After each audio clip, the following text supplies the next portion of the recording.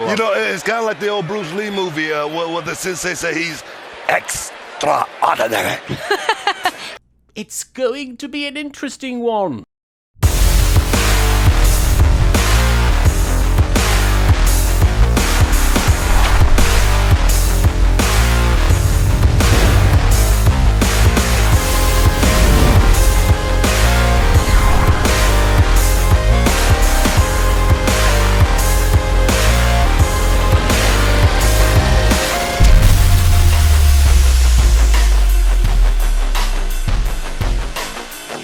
My fellow Marks, and welcome to this extraordinary Fastlane edition of the Remark, a pay-per-view named after Steve Austin's innumerable traffic-related stories from his podcast. My name's Martin, and I have the Twisty Rockets. This year, Fastlane comes to us from Cleveland, Ohio, as made famous by the Presidents of the United States song Cleveland Rocks, or in the case of this pay-per-view, Cleveland the Rock's cousin. We are introduced to the only wrestling stable that has successfully managed to bury every single member of the WWE roster. The kickoff show's panel of experts. Renee Young, able to melt your heart at a moment's notice. Booker T, able to melt your brain at a moment's notice. Jerry Lawler, who looks like he may be slowly melting. And Corey Graves, who stopped off at the Melt on the way to the arena. Corey Graves tells us all to use social media responsibly.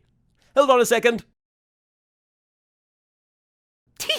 Booker T is so excited he quotes the Eagles. Glenn Fry said it best, God rest his soul. Life in the fast lane. It's going down tonight. Cleveland. Yes, Glenn may have said it best, but Booker T said it worst. Corey Graves reminds us that a subscription to the WWE Network costs $9.99 a month, and Booker T waxes nostalgic about his favorite Nintendo DS game. $9.99, get up there. $9.99. Jerry Lawler is very excited about tonight's main event and predicts that we'll see the biggest implosion between brothers that the WWE has ever witnessed. You know, aside from something like, say, I don't know, Owen Hart and Bret Hart, which involved actual brothers. But no, these guys who barely hang out with each other anymore, it's going to be totally off the hook when they stop liking each other. Renee Young is quick to remind us that Bear won. It could potentially be like a scene from The Revenant. It could get ugly. Except for the fact that when DiCaprio fought off that bear, it wasn't accompanied by the sound of a nearby crowd of people chanting bullshit. I don't know what about your screening, but mine didn't have that. Jerry Lawler is his usual charming self. Something tonight that may very well steal the entire night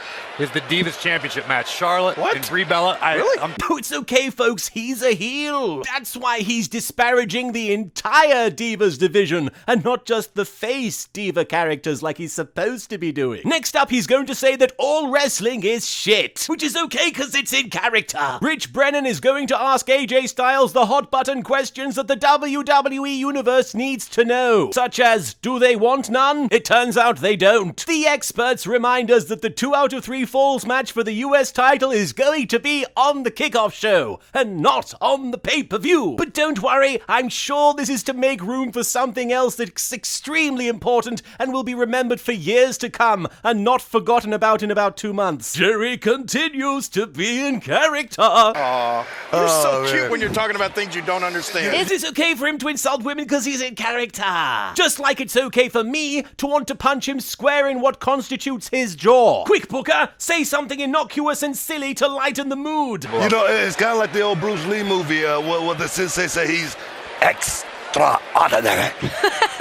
Or you could be a huge racist. That's also an option. The experts hype the Divas title match between Divas Brie Bella and Charlotte. Or as it's apparently being pitched, the Divas title match between Divas Daniel Bryan and Ric Flair. Brie talks about her emotional state following her sister's neck surgery and her husband's devastating retirement. It kills me. I'm like, how is it that I'm the smallest one out of them two, and yet I'm the strongest one standing? My husband's dreams have been crushed, and my sister may never wrestle again. So I guess that makes me the winner. Brie's acting is not the strongest one standing. You are scared, and I am standing here in disgust, seeing the champion you have become. Tune in to Total Divas to see more of her Acting. Booker T takes a break from doing archaic buck-toothed Chinese accents and reminds us that Charlotte is a successful standalone talent. Look, on the other hand, with Charlotte, 2 words come to mind: Ric Flair. And unlike Jerry Lawler, Booker supports Brie Bella. I think. I did actually speak to Brie earlier, and she told me she's going to be wearing Daniel Bryan's kick pads from WrestleMania 30 tonight, hopefully to give her a little bit of good luck going into her match tonight. But we've seen the Divas division. That's not going to help her. So to clarify, none of the experts give a fuck about any of the Divas. But maybe one day the Divas revolution will have... That's not going to help her. Okay. WWE.com has been completely redesigned and now supports multiple languages, including English, Spanish, German, and Chinese. Jesus Christ. There is a video package hyping up the triple threat between Roman Reigns, Dean Ambrose, and Brock Lesnar. There is a fire inside Roman Reigns that cannot be put out. Oh, that explains why he's constantly dumping water on his head before he wrestles. The big question is, will Dean Ambrose and Roman Reigns continue to be friends after one of them beats the other one for the WWE title? And by big question, I mean completely redundant question, as they literally already answered it a few months ago at Survivor Series, where they remained best friends. And by best friends, I mean people who occasionally acknowledge each other's existence. In a rare instance of an actual expert being featured on the experts panel, Paul Heyman weighs in on tonight's main event. So who do you think is the biggest threat? Roman or Brock? Or Roman or Dean? Brock Lesnar. Oops, almost treated Dean Ambrose like an afterthought, when in actuality he has a good chance of being in the WrestleMania main event. That's not going to help her. There I go, getting my hopes up again. There is a commercial for the Edge and Christian show that totally reeks of awesomeness. Another good example of why wrestling and comedy does not mix, ever. JoJo interviews Dolph Ziggler about his upcoming Intercontinental title match against Kevin Owens, and his comments are completely drowned out by JBL, much like his match will be later. But you actually have had recent success against Kevin, so how confident are you? Next up is the superbly booked 2 out of 3 falls match for the US title between Kalisto and Alberto Del Rio. Not satisfied with just offending the Chinese, Booker T asks por qué no los dos? With the current champ Kalisto facing his rival, Alberto Del Rio. There is a commercial for WrestleMania 32 taking place in Dallas, and much like Bobby Ewing in the 9th season of the TV show Dallas, the WWE Universe will wake up the next night realizing that Roman Reigns' push isn't dead. The commentary team for the United States title match features Byron Saxton, JBL, and Mauro Ranallo. Mauro annoys everybody by insisting on calling the match and making everybody in it look good, instead of just vomiting meaningless sound bites. Fuck you, Mauro! Nobody likes you! You well-researched fuck. Del Rio, the challenger, comes out first, and people are like, oh yeah, long-standing traditions. Those are a thing. Kalisto comes out to defend his US title, and much like most of the internet, Byron Saxton starts sucking Mauro Ranallo's well-researched cock. That was a mouthful, Mauro. Kalisto takes control early on in the match, even going as far as to hit Alberto Del Rio with a Hurricane Rana over the barricade. There's a reason he was the 2015 OMG Slammy Award winner. Sadly, we're still not certain there's a reason the WWE created the OMG Moment of the Year Slammy Award. The match is put on hold so that the WWE can show us all of the mild thrills that await us on the WWE network, including Camp WWE, a show that dares to ask the question, what if the WWE superstars were as old as the WWE writing team's collective IQ? I'm Triple H's dad, Quadruple H. My friends call me Quad. To say nothing of his great-grandfather, Sextuple H. His friends call him Sex. Maybe if he'd had less of that, we'd have less of this. Back now to the extremely important throwaway pre-show title match, and we learn that Del Rio once helped seal Ganondorf in the Sacred Realm. The Sage Alberto Del Rio. Kalisto wins with 2 out of 3 falls. Sadly, 2 of those falls had to be omitted to make room for more Edge and Christian show plugs. JBL struggles to keep up. He remains campeón de Estados Unidos, JBL. He certainly does. There's only one word for Mauro Ranallo's verbose knowledge of wrestling. Extraordinary. Please stop. That's not gonna help her. Didn't think so. Rich Brennan has promised to let AJ Styles copy off his homework in exchange for hanging out with him, so that he looks cool in front of all the popular kids. We go then from the panel of experts to an expert at being panned. Eva Marie reenacts a scene from any given Fast and Furious movie. The Fast in this instance referring to Fastlane, and the Furious referring to the crowd's reaction when Roman Reigns inevitably wins. There are road signs for all the important stops on the road to WrestleMania, such as the Ambrose Asylum, Suplex City, and the Roman Empire. There was going to be a sign leading to parts unknown, but unfortunately it got knocked down when Kane crashed into it with his car, leading to the whole Katie Vick situation. Popular 80s Brit band Tapow sponsors Fastlane. Oh, sorry, that's Tap Out. I'm significantly less excited now. To our relief, that annoying move-calling Git Moro Ronaldo has been replaced by the vintage commentary of Michael Cole. It is the final pay-per-view stop on the road to WrestleMania. Okay, wait, I thought the Royal Rumble was the first stop on the road to WrestleMania. Did we take a U-turn along the way? What happened? I feel like we're in a blizzard because nobody seems to know where the road is. Siri, give me directions to WrestleMania. I could not find any places matching WrestleMania. That's okay, neither can the booking team. First up is a Divas Tag Match featuring the team of female Seto Kaiba and a steampunk convention mascot, taking on the team of Naomi's Shoes and Tamina Snuka, whose father, Jimmy Snuka, used to kill it in the ring. I mean, he just straight up murdered the competition. Very outspoken, Tamina and Naomi. That would explain why they get so much time on the microphone. Because of how outspoken they are. Michael Cole helpfully explains that this situation came about when Sasha decided she didn't need Team Bad anymore and she wanted to stand on her own, referring to herself as the Beyoncé of the group. One can only assume that makes Tamina the left shark of the group. I'm surprised you even knew who Beyoncé was, Vince. Is she the one from the Pink Panther movie? Yes. Great tits! Yes. Naomi finds her heart song. And look at Naomi go!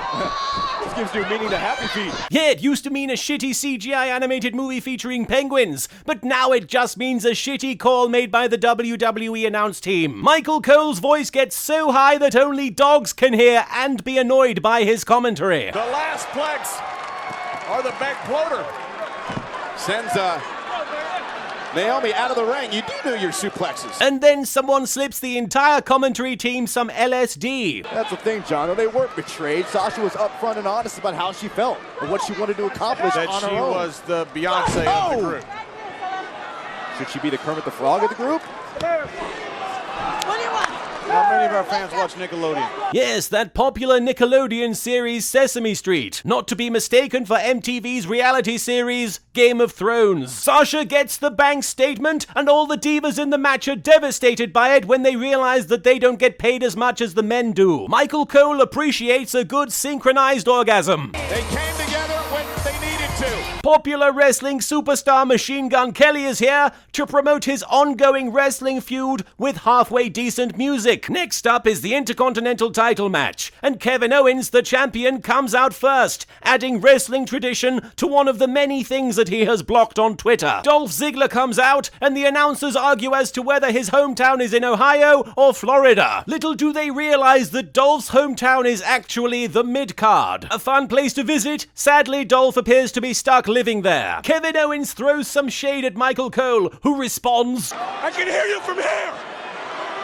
Maybe he should pay attention to his match. Someone needs to update the dictionary definition of irony, because I believe that's a perfect example. Dolph Ziggler hits 17 super kicks in a row. Watching from home, Steve Austin makes preparations to mark Ziggler for death should he attempt to hit a DDT. Ziggler hits the Famouser, and Byron Saxton is extremely angry that they took her gerbs. Dolph Famouser. Dolph spills blood in the water. Tap in! Ziggler goes for the 18th straight super kick of the match, and Kevin Owens counters it into the pop-up powerbomb, causing JBL to quote famous wrestling booker William Shakespeare. Powerbomb! Good night! Swing, Prince! In his spare time, Shakespeare used to book for ECW. Although he was always very disappointed by the tame violence and the lack of iambic pentameter. Loved smoking weed with RVD in the back though. Backstage, Big Show isn't satisfied with his career being a stock record, so he starts regurgitating tired phrases and sentence fragments that don't actually mean anything. Survival of the fittest. Kill or be killed. Dog eat dog. It's the law of the jungle. What doesn't kill you makes you stronger. You can run, but you can't hide. No shoes, no shirt, no service. Employees must remember to wash their hands before returning to work. The Wyatts are feuding with Kane, The Undertaker, and Big Show because those guys are apparently considered the old guard of the WWE. Yes, Ryback is certainly part of the old guard, what with the way he only started wrestling here in the last 6 or 7 years. Meanwhile, Big Show is still wondering if he's part of the NWO or not. The Wyatts face off against the old guard with emphasis on the old, and the announcers insist on dubbing the Kane, Ryback, Big Show team as the Titans. Using Attack on Titan as a frame of reference, you have the Colossal Titan, the Armored Titan, and the shitty Goldberg ripoff Titan. Michael Cole's habit of stuffing insects into people's undershirts is getting quite out of hand. The fireflies have filled the vast. And Ryback is as verbose as he is safe to work with.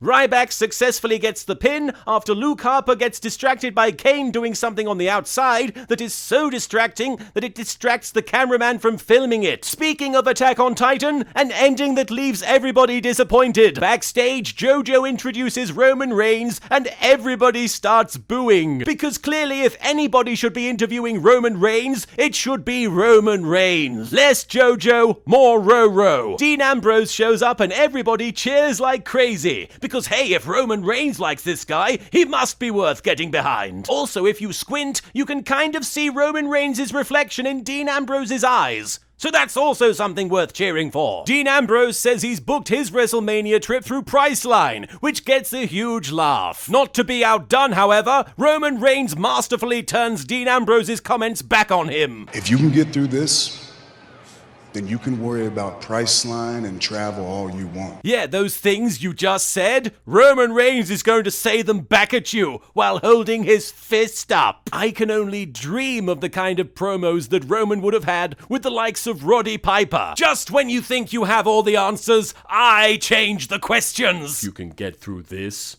You can worry about all the questions and answers that you want. Yeah? Roman Reigns, the most popular wrestler in the WWE, ends the interview with his most popular catchphrase. Believe that. The official Fastlane theme is Watch This, which is what a lot of people wish they wouldn't be doing for the WrestleMania main event this year. Next, Brie Bella takes on Charlotte for the WWE Divas title. Charlotte comes out, and the announcers spend more time talking about Ric Flair and Daniel Bryan's careers than they probably would have in an actual match between Daniel Bryan and Ric Flair. Brie taunts Charlotte by wooing and doing the Flair strut, making a mockery of the Flair family. Brie then makes a mockery of her own family by clumsily applying the yes lock and making it look more like the maybe hold. JBL wonders how this match is going to affect Brie in the long run. It's like the overused phrase, pressure either cracks you or pressure also makes diamonds. Here we go with the kick pads. Yes, that phrase is so overused that I must have blanked it from my memory, as this feels like the first time I've heard those words strung together by a human being. It's like that other overused phrase. A stone that's kinda rolling down the hill can either keep moving or gather moss or something, I don't know, whatever. The end of the match comes together so well that Michael Cole has to spend the next 15 minutes explaining what the hell happened. JoJo interviews master of the shameless segue, Chris Jericho. AJ Styles said that his victory over you in his debut match on Raw is eating you up inside. Is there any truth to that statement? I'm not sure I really understand your question, JoJo, because certainly one loss doesn't tarnish the massive legacy that Y2J has here in the WWE. I want to tell you that I've been training these days, as I told you before, with DDP Yoga, but more importantly, using the DDP Yoga Now app. Up next, AJ Styles takes on Chris Jericho in a dream match, in that Vince McMahon was in the middle of a fever dream when he signed off on it, believing that he was actually signing off on re-signing Giant Gonzalez to feud with Braun Strowman. AJ Styles saying earlier this week that he's made a career out of turning no's into yeses. Jesus. As opposed to the aforementioned Brie Bella, who has succeeded in turning yes chants into the opposite. After a solid month of watching him wrestle, JBL finally realizes where he knows AJ Styles from. That's Impact. AJ connects with the Pele kick, and Vince is so impressed by it that he signs Pele to the WWE and jobs AJ Styles out to him for the rest of his career. In the deciding match of their feud, AJ beats Chris Jericho, proving that he's not just good, he's not just great, he's extraordinary. I was going to say phenomenal, but sure, let's get racist with it. WWE Hall of Famer Edge is joined by former Hall monitor Christian for a hilarious cutting-edge peep show segment, not to be mistaken for the cutting-edge British sitcom The Peep Show, which actually contains humor. If we can be serious for a moment, Lance Storm got really mad just now. Well, now you know they're joking around because Lance Storm can't experience emotions. The New Day comes out to confront Edge and Christian, and both teams prove how hilarious they are by reciting a bunch of one-liners that have been force-fed to them by the WWE writing staff at the last minute. I've never seen so much chocolate act so vanilla. It's like if we had a threesome with Beyonce, you'd be our love child. I ran into Rusev in the back, and he was all like in Bulgarian. He's like, here's a fun game. Try to find a nationality that wasn't offended by this pay-per-view. Speaking of which, the minority team arrives and there is a thrilling non-confrontation where all three teams threaten to do something, but then end up doing fuck all. Good thing they traded a match with 2 out of 3 successful pinfalls for a segment where 1 out of 10 jokes successfully land. Out of nowhere, an episode of Raw breaks out, as the social outcasts arrive and proclaim they're going to make the pay-per-view go viral, completely ignoring Corey Graves' earlier instructions to use social media responsibly. R-Truth reinforces his hilarious character quirk of being stuck in the past. Oh, sorry. I mean Vince McMahon reinforces his frustrating character quirk of being stuck in the past and forces Goldust and R-Truth to become the new Goldust and Booker T. WWE continues to celebrate Black History Month by suspending Titus O'Neil and treating Booker T and R-Truth as if they are interchangeable. It's time for the main event. Dean Ambrose versus Roman Reigns versus Brock Lesnar. When Roman comes out, the crowd starts booing and then grows strangely silent, as if somebody is turning down their mic levels, which obviously isn't what happened. I mean, if I started saying negative things about Roman Reigns, Vince wouldn't just start turning down my mic level and mute me as if I... Roman Reigns is one of the greatest WWE superstars of all time. Why would anybody have anything negative to say about him? Ludicrous. Dinosaur vagina. Brock Lesnar is ready for a fight, and Michael Cole can sense Paul Heyman's excitement. And you can feel the tension at the cue. Lillian Garcia introduces Roman Reigns to the boos of the crowd, because Roman needs no introduction. We're all so intimately familiar with the extremely likable and popular character of Roman Reigns that this is all just a waste of time. Fuck you, Lillian Garcia. Brock dominates to start the match, suplexing both Dean and Roman alternatively. JBL has the perfect comparison for the brawl. I'm watching something on the Serengeti. Dean Ambrose playing the part. And another German of a wildebeest. Yes, lions are known to give wildebeest multiple German suplexes before finally devouring them. What a bullshit call. Everybody knows that the trademark wrestling move of the lion is the monkey flip. Michael Cole insists on rudely telling us about what's happening in the match, while JBL is trying to talk more about the Serengeti. Yeah, we talk about the Serengeti. And another one. And did you see with the ease that Lesnar picked Ambrose up?